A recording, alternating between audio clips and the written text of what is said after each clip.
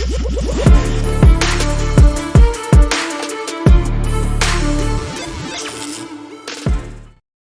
a couple stories I want to go over, but I wanted to start with this. Facebook has been making a big push into virtual reality. They have this thing that they're building called the Metaverse. It's basically, I think the easiest way to explain it is it's a virtual reality community.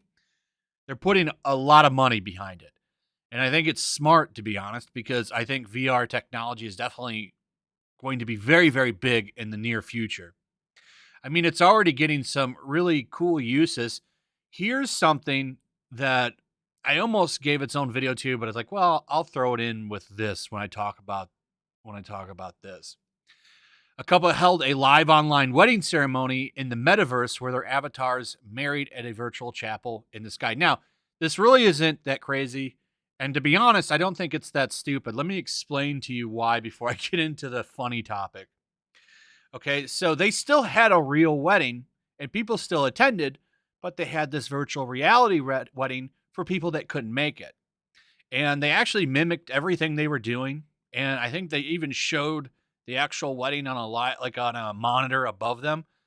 So it's kind of like, you at least still got to see it. I actually think that that's a really cool idea, to be honest. Like, that's a way for people that can't make it. Maybe they're sick. Maybe they can't afford to travel. Like, it's not a crazy idea, but this is like an example of stuff that, people are doing now. How long will it be till, this is actually how people get married? It's going to be, the future is going to be rather interesting. And VR technology is only going to get better. How long until it really is like the Matrix, by the way? I mean, you already have Elon Musk talking about using that Neuralink technology that he's working on. So we're already going to start working on people's brains. It's just some wild stuff. I hope I'm around to see it. But there's a little bit of a problem in the metaverse. Serious issues that you need to be aware of as a consumer of things. Early tester of Meta's Horizon Worlds Metaverse app reveals her avatar was groped by a stranger, raising concerns about the safety of the virtual world. So, okay. When you go online, right, there's always a bunch of dumb kids and everything. People are always doing jokes. Anyone that's played first-person shooters, particularly Halo, I'm sure is well aware of teabagging, where when you're down, the opponent goes over you and squats over you over and over again, and it's called teabagging. Okay? People are going to run around and mess with people all the time. Apparently, she was somehow groped. These are what the characters look like right here. They don't even have lower halves, so I don't know. There are not a lot of details, but here's the thing. I almost wasn't even going to cover this, but I'm not even kidding. There's like 15 articles on this. Check this out. Here's an example of a couple. The metaverse has a groping problem. This is from MIT Technology Review. Here's one from Business Insider, the New York Post, and I think there was a few others, actually. It just shows you what a lot of these outlets will do. So could I call up Metaverse and complain and say that it happened to me in the game? But will I get a bunch of press coverage? It's crazy. And what's funny about this is there's apparently a tool that you can use to give yourself a safe zone. So apparently people can't even come around you. She didn't have it on.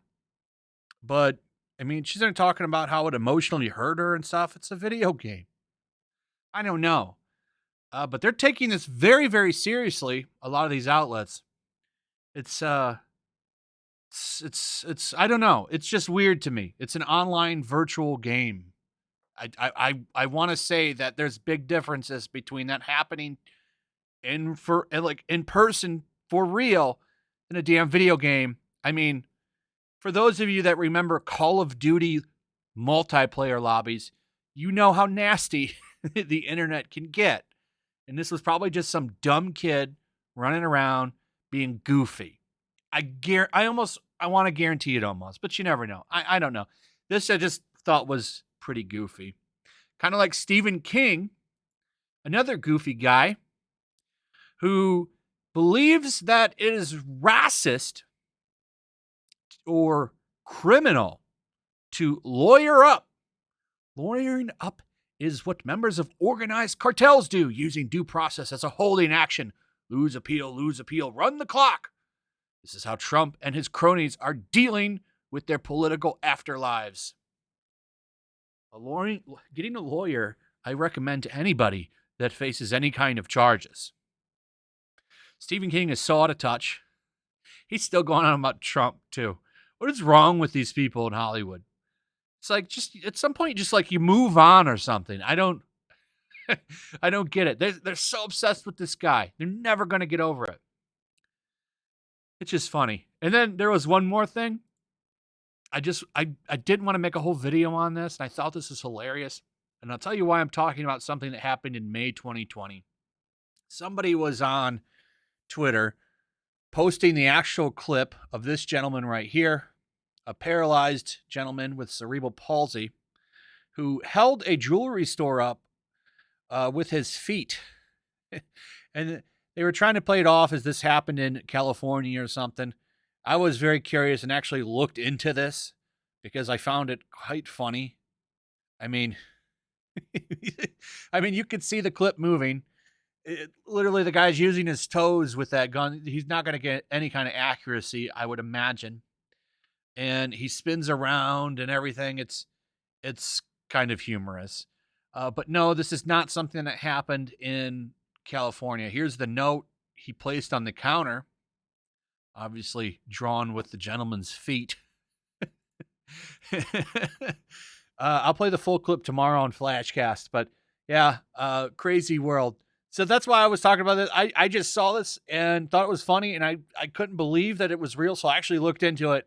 It actually happened in Rio, actually, not in America. So there you go. Anyway, that's pretty much it. Let me know what you guys think about all this. I'd like to hear from you. Also, if you would, please like, subscribe, share the video. Make sure you're still subscribed, hit that notification bell, and I'll see you guys on the next one. Peace. Also, if you want to help support the channel, check out my Teespring store. There's a link in the description. You can find some merchandise in there that you might want to check out. Also, make sure to follow me over on Twitch. I do watch parties, play video games over there. They're always fun. Follow me over there and come hang out.